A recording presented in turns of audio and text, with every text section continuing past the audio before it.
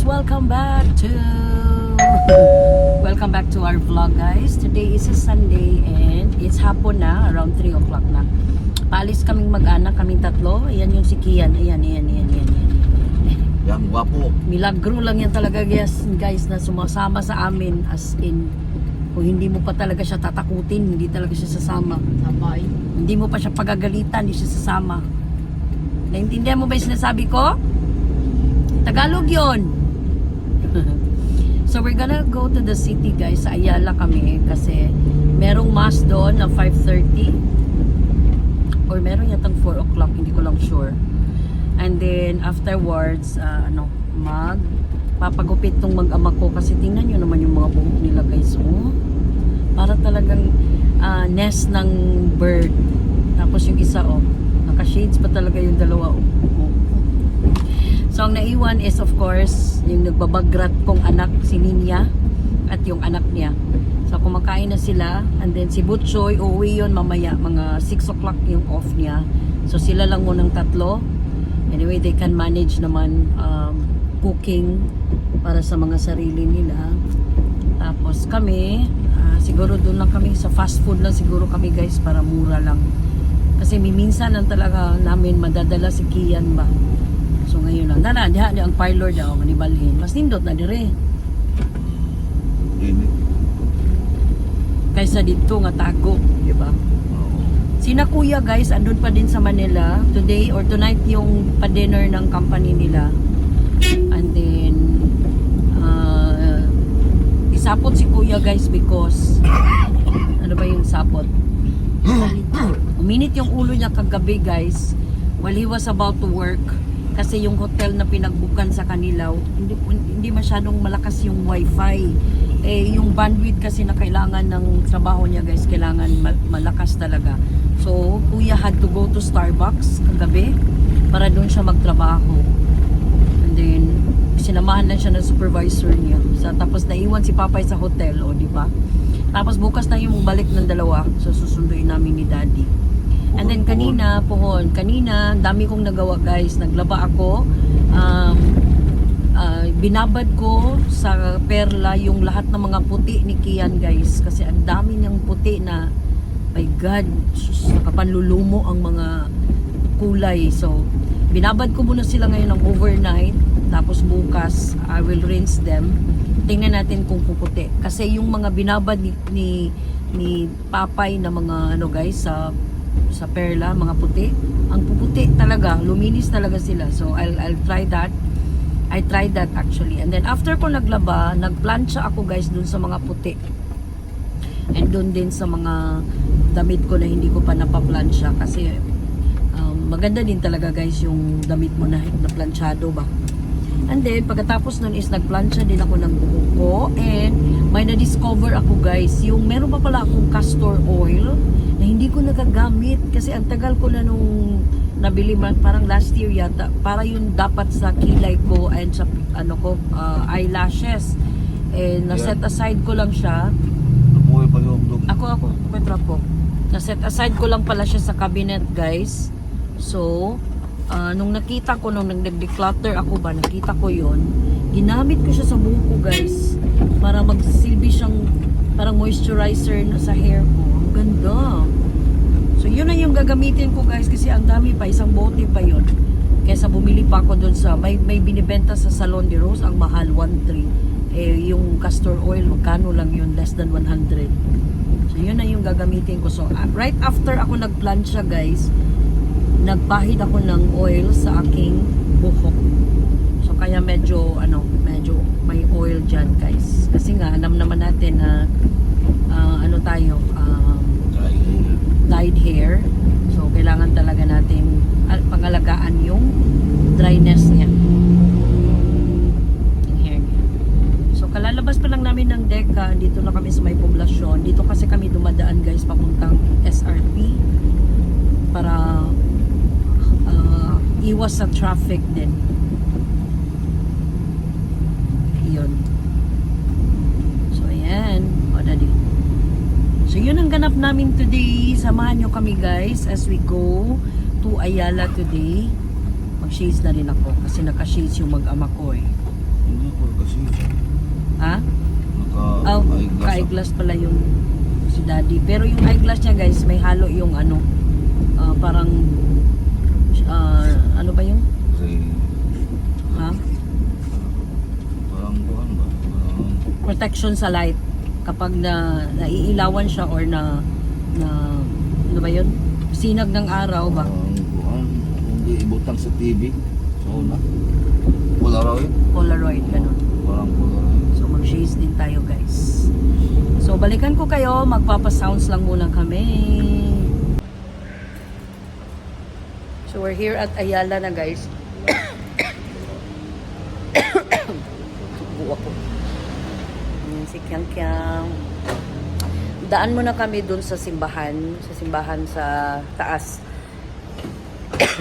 Tatanungin ko anong oras. I think 4 o'clock yung mass doon. And then the next is 5:30.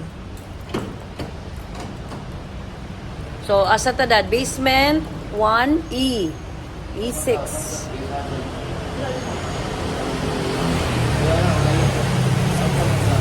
Mas dool ni. Ato pa man ta sa simbahan.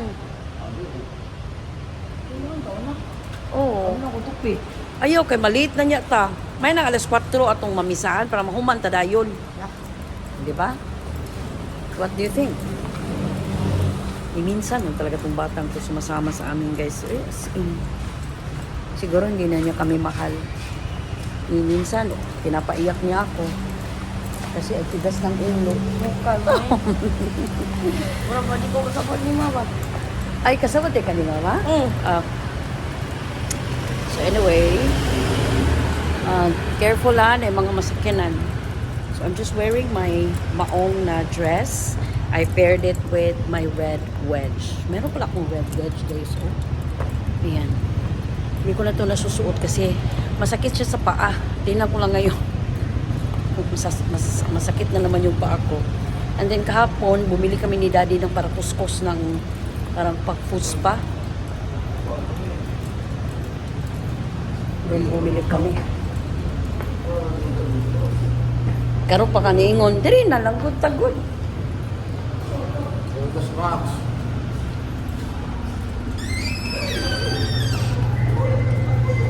So E, basement 1E.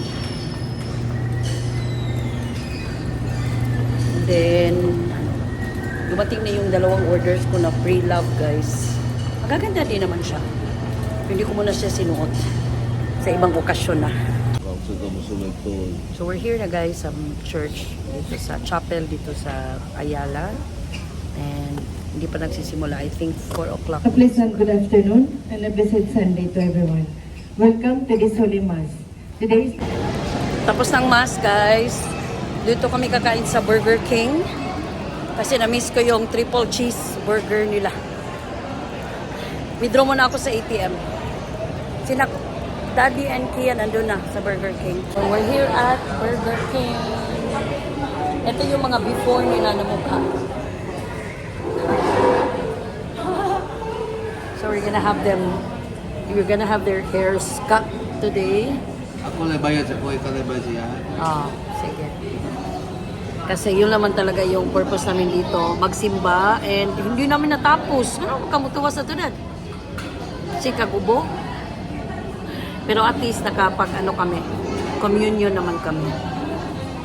So yun ang ganap. Mamaya ulit kayo. So here's our order guys. Yan.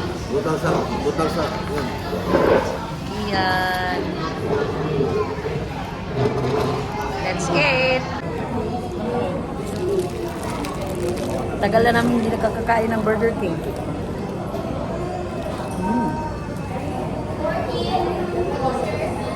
And tag-isa kami ng french fries.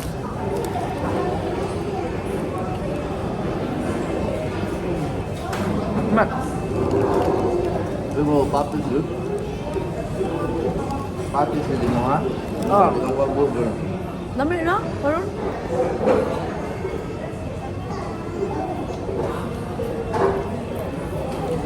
Guys, dumaan muna ako ng Watson. Sakit ng paa ko. Dahil to sa wedge ko ba na hindi ko na sinusuot. So, pag nasuot mo siya, para siyang maksot. Sakit guys. So I need to buy one. Lalagyan ko lang yung paa ko guys para makalakad-lakad ako. Tapos na masakit, like literal talaga na masakit guys. So sila daddy andun lang sa labas habang ako ay pumipila. Ang haba pa ng pila dito guys. I-band-aid lang yung bibilin ko, diba? So guys, we're back and we decided di na lang sila sa Ayala magpagupit guys kasi yung suki ni daddy sa Maanyag is wala na doon. Ewan ko kung nasa. So doon kami sa SMC side kasi mas malapit lang din yun sa Talisay. And then tapos na rin naman kami magsimba and kumain. Ay, inom pala ako ng water. Inom ko ng water guys.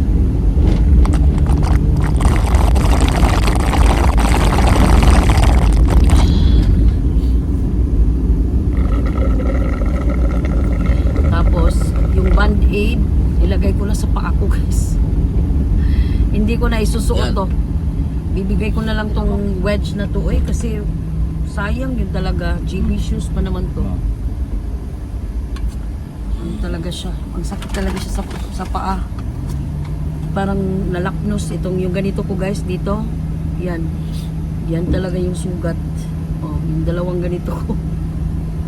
So buti na lang nakabili ako ng band-aid 10 pieces. And then bumili na rin ako ng Oro Care mouthwash para sa aming tatlo. Kasi nanonotice ko, nalala ko yan dati yung ano ni kaibigan namin si Sam, dentist yan, si Dr. Sammy Remitar. When I was there in their place in Jansan, dentist kasi siya guys, so nag-recommend siya sa akin ng Oro Care kasi mas milder yon compared sa siya ganyan ang famous nga kuandan para Listerine. Oo, so mas milder siya and then mas the same lang din yung effect niya. So, yun ang kinuha ko guys kasi naka-buy one, take one. Wala na ako lipstick. Hindi na lang muna ako mag-retouch. Doon na lang sa SMC side. So mag-vlog ako pagdating namin doon guys. So guys, nandito lang kami sa SMC side. And nag-withdraw lang muna ako guys kasi nag-transfer si kuya sa amin ng pang gupit na tong mga mokong na to. 500 lang ko guys ang transfer niya, but still we appreciate it kuya and papay, thank you so much for the kasi yung charge yata dito is 600, dalawa na, hindi ko lang alam, basta bibigay ko tong 500 kay daddy and then bababa ako guys sa Watsons. May bibilin ako na ano guys, yung garning na facial wash. Gusto ko talaga yun guys, yung kay Papay. So bibili ako lang sa akin, tag 99 lang naman yun. Nagagandaan ako sa kanya guys kasi nare-refresh niya yung mukha ko. Instead of using soap dito sa mukha ko, I'll use that facial wash. Anyway, 99 pesos lang naman yun guys. So yun ang gagawin ko. Hintay lang ako dito kasi may pumipila pa ako. Ayun. Just then. Guys, ang sakit talaga ng sapatos na ko guys. Never ko na itong isusuot. As in, grabe yung band-aid na nilagay ko dito sa loob guys. Yung dalawa, hindi pa rin. Sakit pa rin siya. Oh my God. I'm here na sa top. Hindi na lang ako nag-withdraw guys kasi ang haba ng pila ay 500 lang naman yung pinadala nila. So meron pa naman akong 500 dito. I mean, may money pa naman ako. So, saka ko na lang yun gagamitin. Siguro pang gasolina na lang namin yun tomorrow. Kasi susunduin namin sina Papay tomorrow afternoon. So, yun. Pang gasolina na lang yun. Grabe talaga guys. Ang sakit. Ang sakit talaga. Tapos dumaan pa ako ng Watsons guys. Kasi binili ko to. Ito oh. Gusto ko talaga to guys. Garnier na vitamin C facial wash. Kasi ano siya, meron siyang scrubbing effect. Kakatanggal siya ng dead skin. Basta gusto ko talaga siya. Ang una ko na ano nito si Papay. Siya yung gumamit nito. So, pinagamit din niya ako and sabi ko, bibili ako ng sa akin. So, ayun na, 99 pesos lang to guys. So, sina daddy andun na. Kasalukuyan na silang ginugupitan. Andun sila. Hindi nyo kita. Silang dalawa ni Kiang Kiang. So, ito na yung finished product ng dalawa guys. Yung kay Kian kasi guys, Korean. So, picture muna kami. We're here at Belgian Waffles guys. Kasi itong mokong na to, gutom na naman. Humingi siya ng Belgian Waffles. So, binila namin. Busog pa kasi kami ni Daddy. So, ito na si Daddy guys. Ang gwapo na! Oh my God! wala nang bigote. Ano masasabi mo sa haircut mo? Nindot. Pina-low fade man yung sa kanya. Kay Daddy is faded talaga. Yan yung style ni Daddy. Father and son. And we're home, guys. Ngayon lang kami dumating. And I'm with Allah. Say hi to the guys. Say hi. Hi. This is kawawa naman tong baby na to. Oy, tinan yung diaper guys, ang laki. Ay nako. So I'll end my vlog for today. Nung nagsimba kaming mag-ama and nagpagupit tong dalawang mokong na to. Ayan. Wapo na ni Daddy. Wala nang bigote. Makakapang chicks na to si Daddy guys. Six ng manok. Basta mang chicks. Ang mga kabit. Wala pa. So, shout out sa aking mga fans, sina Ambre, April, Busha family, Gwendy, Sam, Malazarte, and Earl and M. Miranda. I'll see you guys again on our next vlog. Ingat kayo parati guys dahil ang kabit. Nandyan sa labas. Ang alas. Ay, bye-bye. Say bye-bye to them. Bye-bye. Uy. Bye-bye sa to them. Bye-bye. Ay. Ubo mo na. Inuubo guys. I'll see you guys again on my next vlog, people. Ingat.